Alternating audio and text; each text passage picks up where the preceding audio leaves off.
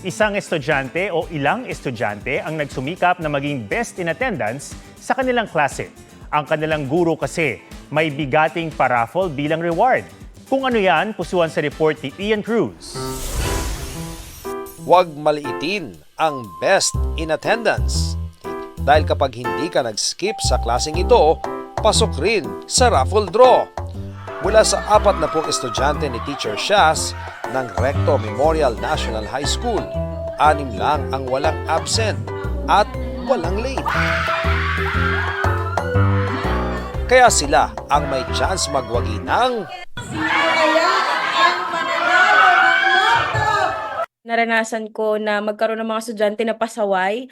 At ang hirap pong kontrolin talaga yung mga late and absences. Kung magbibigay po ako ng reward, baka sakali pong mami-minimize yung late and absences nila. Para mas exciting pa, ang lucky winner ay via elimination gamit ang digital roleta.